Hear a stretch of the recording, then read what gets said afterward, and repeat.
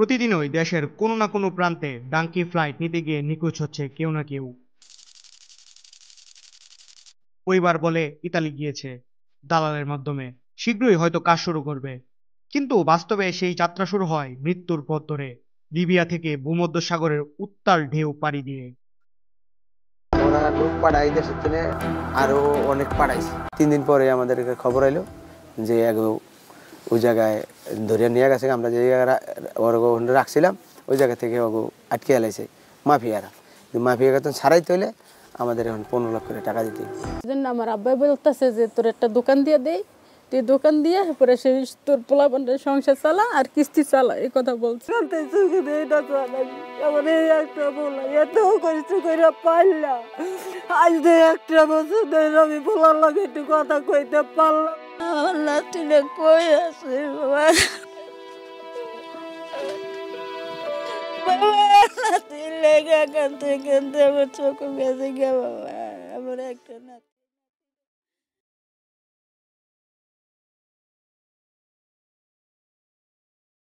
আজ আমরা খুঁজে দেখার চেষ্টা করব কেন থামছে না এই অবৈধ মাইগ্রেশনের ব্যবসা, কারা চালাচ্ছে এই চক্র, আর কিভাবেই স্বপ্নের ইতালি হয়ে উঠছে হাজারো তরুণের মৃত্যু ফাঁদ।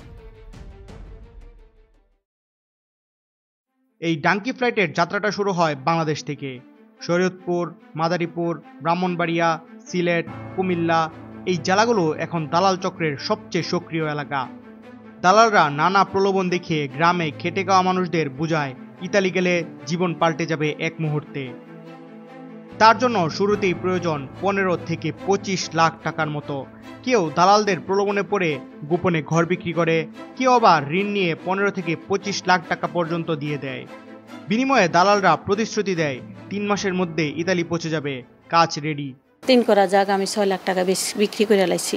বেচার পরে ওরে 5 লাখ টাকা দিলাম। যেদিন দিছি এর পরের দিন কইল কি ইয়াতে উঠাই দিম, শিপে উঠাই দিম। দালালের সাথে কথা বলছি, অনক কি আমার 8 লাখ টাকা লাগবো গেম দিতে। কিন্তু না আছে কাজের ভিসা, না কোনো ডকুমেন্ট। তাহলে কিসের ভরসা? ভরসা হলো ওই দালালের মুখের কথা। দালালকে টাকা দেওয়ার পর শুরু হয় এক জটিল ট্রানজিট যাত্রা। ঢাকা থেকে দুবাই, তারপর তুরস্ক বা মিশর, সেখান থেকে লিবিয়া। লিবিয়া পৌঁছে গল্পটা একদম বদলে যায়।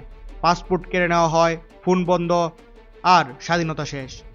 সেখানে অপেক্ষা করে এক একটা ট্রানজিট ক্যাম্প, যেখানে 50 থেকে 60 জন অনুপ্রবেশকারীকে একসাথে রাখা হয়।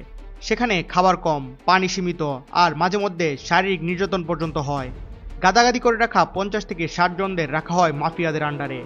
আরও টাকা আদায় করার জন্য সেখানে কয়েক দফায় মারধর করা হয়। টাকা না পেলে দফায় দফায় চালানো হয় প্রহার।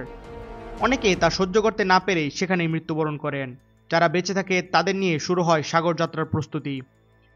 মাত্র 2 থেকে 3 দিনের মধ্যে কয়েকজনকে কম্পাস দেখে নৌকা চালানোর ট্রেনিং দিয়ে হাতে ধরিয়ে দেওয়া হয় একটা কম্পাস আর একটা প্লাস্টিকের নৌকা। বলা হয় আগামীকাল রাতেই সাগরে নামতে হবে। সেই মুহূর্তে বোঝা যায় এখান থেকে আর ফেরার কোনো রাস্তা নেই। লিবিয়া থেকে ইতালির দূরত্ব প্রায় 1776 কিলোমিটার। কিন্তু সেই দূরত্বটাই সেই সময় হয়ে যায় জীবনের একমাত্র মাপকাঠি। ছোট ছোট ফোলানো নৌকা, গাদাগাদি করে শতাধিক মানুষ। সেখানে কেউ শিশু, কেউ বৃদ্ধ, তবে সবার মনেই একটাই আশা, যদি ইতালি পর্যন্ত পৌঁছানো যায়। মাঝপথে জ্বর উঠলে বা হালকা বাতাসেই সেই নৌকা ডুবে যায় কয়েক মিনিটে।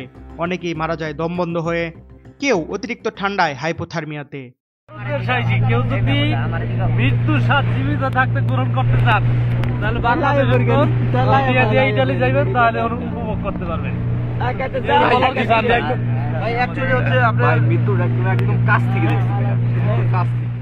কেউ কেউ বাঁচতে বাঁচতে নৌকা ভাসিয়ে দেয় মাল্টা বা তিউনিসিয়ার দিকে। ধরা পড়লে ফেরত পাঠানো হয় উল্টো লিবিয়ায়, যেখানে অপেক্ষা করে অন্ধকার কারাগার। লিবিয়ার তপ্ত মরুভূমি এবং বিপজ্জনক সমুদ্র পার হওয়ার পর কেউ যদি ইতালিতে পৌঁছাতে সক্ষম হয়, এর মানে এই না তাদের সমস্যা শেষ। সেখানে প্রবেশের সাথে সাথে অবৈধ অনুপ্রবেশের জন্য তাদের নতুন চ্যালেঞ্জের মুখোমুখি হতে হয়। ইতালির কোস্টগার্ড পুলিশ তাদের অ্যারেস্ট করে অভিবাসন রিসিপশন সেন্টারে নিয়ে যায়। সেখানে প্রথমেই করা হয় তাদের পরিচয় যাচাই, নাম, জন্মস্থান, পূর্বের নাগরিকত্ব। প্রত্যেকের ফিঙ্গারপ্রিন্ট নেওয়া হয়, যা ইউরোপীয় ডাটাবেসে রেকর্ড হয়। এই প্রক্রিয়াটি একটি আইনি সিগনেচার। এর মানে দাঁড়ায় তারা ইতালিতে পৌঁছেছে, তবে তাদের ভবিষ্যৎ এখনও অনিশ্চিত। রিসিপশন সেন্টারে তাদের খাদ্য, পানি এবং প্রাথমিক চিকিৎসা দেওয়া হয়। তবে কেন্দ্রগুলো সবসময় অনুপ্রবেশকারী দিয়ে ভর্তি থাকে। এখানে কতদিন থাকতে হবে তার কোনো নিশ্চয়তা নেই, হতে পারে তা 6 মাস বা 1 বছর। সেখানে যারা যারা আশ্রয়ের আবেদন করতে চায় তাদের আইনি প্রক্রিয়া শুরু হয়, কিন্তু এটি বহু দীর্ঘ এবং জটিল। আবেদন চলাকালীন মানুষদের স্বাভাবিক জীবনের কোনো সুযোগ নেই, কাজ করা, শিক্ষা লাভ বা স্বাধীনভাবে চলাফেরা করার কোনো সুযোগ নেই। যাদের নথিপত্র নেই বা যাদের পরিচয় স্পষ্ট নয় তারা ডিটেনশন সেন্টারে চলে যেতে বাধ্য হয়।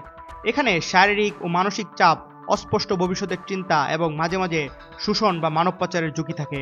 কিছু ক্ষেত্রে অভিবাসী পুনরায় সমুদ্রে ফেরত দেওয়া হয়, যাকে বলা হয় পুশব্যাক, যা আইনগতভাবে বিতর্কিত হলেও এত অনুপ্রবেশকারী যে এটা করতে সরকার বাধ্য হয়। অর্থাৎ জীবনের ঝুঁকি ইতালি পৌঁছেই শেষ এমনটা ভাবার কোনো কারণ নেই। আর এই দীর্ঘ সময় তারা তাদের পরিবার থেকে বিচ্ছিন্ন থাকে, যোগাযোগের কোনো সুযোগ নেই। বেঁচে আছে না মারা গেছে তা জানারও কোনো ব্যবস্থা নেই। লিবিয়া থেকে ইতালি পৌঁছানোর মানেই শুধু বিপদ অতিক্রম করা নয়, এখানেও মানুষের জীবন ঝুঁকির মধ্যে থাকে। এক্ষেত্রে বৈধ বা অনুমোদিত পথে যাওয়াই একমাত্র স্থায়ী নিরাপত্তার উপায়। শুধু 2024 সালে ইউরোপীয় বর্ডার এজেন্সি ফ্রন্টেক্স জানিয়েছে 8,666 জন বাংলাদেশি অবৈধভাবে ইউরোপে প্রবেশ করেছে। এর মধ্যে 7,500 জন এসেছে লিবিয়া হয়ে ভূমধ্যসাগর পাড়ি দিয়ে। আর আন্তর্জাতিক অভিবাসন সংস্থা IOM বলছে 2024 সালে লিবিয়ার কোস্টগার্ড আটক করেছে 21,700 জন অভিবাসী। এর মধ্যে 1,500 নারী, 700-ও বেশি শিশু। মৃত্যুর হিসাব আরও ভয়াবহ। শুধু 2024 সালে 700-এর বেশি বাংলাদেশি মারা গেছে সাগরে। আর 2023 সালে নিখোঁজ বা মৃত অভিবাসীর সংখ্যা ছিল 3,760 জন। প্রশ্ন হচ্ছে, কেন ইতালি তাদের প্রধান লক্ষ্য? বাংলাদেশ, ইন্ডিয়া, পাকিস্তানের মানুষেরা মনে করে ইতালিতে একবার পা রাখতে পারলে কাজ পাওয়া অনেক সহজ। According to Italian ministry of labour and social policies, সেখানে বৈধভাবে আছেন 1,62,641 জন বাংলাদেশি, আর অবৈধভাবে ধরা হয় 50,000-এরও বেশি। বিশেষ করে বাংলাদেশের শরীয়তপুর বা ফরিদপুরে এখন এমন বাড়ি খুঁজে পাওয়া কঠিন যেখানে অন্তত একজন ইতালি প্রবাসী নেই। আর এই অবৈধ সফলতার গল্পই নতুন প্রজন্মকে ঠেলে দিচ্ছে সেই ঝুঁকিপূর্ণ পথে। তদন্তে দেখা গেছে এই পাচার চক্র শুধু বাংলাদেশে সীমাবদ্ধ নয়। ঢাকা, দুবাই, তুরস্ক, লিবিয়া, প্রতিটা জায়গায় রয়েছে তাদের লোক। বাংলাদেশের রিক্রুটার বা দালালরা টাকা নেয়, কিন্তু নিয়ন্ত্রণ থাকে আন্তর্জাতিক মাফিয়া গোষ্ঠীর হাতে। প্রতিজনের যাত্রায় প্রায় 20 লাখ টাকা লেনদেন হয়। এই টাকা ভাগ হয় বিভিন্ন স্তরে, দালাল, পাচারকারী, এমনকি কিছু দুর্নীতিগ্রস্ত কর্মকর্তা পর্যন্ত। এটাই কারণ মৃত্যুর এই ব্যবসা আজও থামছে না। লিবিয়ায় বাংলাদেশের রাষ্ট্রদূত মেজর জেনারেল আবুল হাসনাত মোহাম্মদ খায়রুল বাশার জানিয়েছেন, বর্তমানে লিবিয়ার কারাগারে আছেন 410 জন বাংলাদেশি, যারা সাগর পাড়ি দিতে গিয়ে ধরা পড়েছেন। তার মতে পাচারকারীদের একটি পূর্ণ তালিকা সরকারের কাছে আছে, কিন্তু এরা অনেক প্রভাবশালী, ধরা পড়লেও দ্রুত জামিনে ছাড়া পায়। অন্যদিকে নর্থ সাউথ বিশ্ববিদ্যালয়ের অধ্যাপক ডক্টর জালালউদ্দিন শিকদার বলছেন, সমস্যাটা অর্থনৈতিক। দেশে কর্মসংস্থান না থাকলে মানুষ এমন ঝুঁকি নেবেই, এটাই তো স্বাভাবিক। লিবিয়া থেকে ইতালি যাওয়ার পথ এখন এক অদ্ভুত রূপ নিয়েছে। একদিকে আশা, অন্যদিকে ভয়। যারা পৌঁছায় তারা হয়তো বেঁচে যায়, কিন্তু যারা পারে না তাদের নামটাও অনেক সময় জানা যায় না। এটা শুধু অবৈধভাবে অভিবাসনের গল্প নয়, এটা বাংলাদেশের তরুণ প্রজন্মের হতাশার প্রতিচ্ছবি। প্রশ্ন এখন একটাই, আমরা কি পারবো এই মৃত্যু বাণিজ্য থামাতে, নাকি পরের ঢেউয়ে আবার হারিয়ে যাবে আরেকটা জীবন? আপনার যদি এই অনুসন্ধানমূলক রিপোর্টটি ভালো লেগে থাকে তাহলে ভিডিওটি অবশ্যই শেয়ার করুন, যেন আরও মানুষ বুঝতে পারে স্বপ্নের ইতালি যাওয়ার পথে কত অন্ধকার বাস্তবতা লুকিয়ে আছে।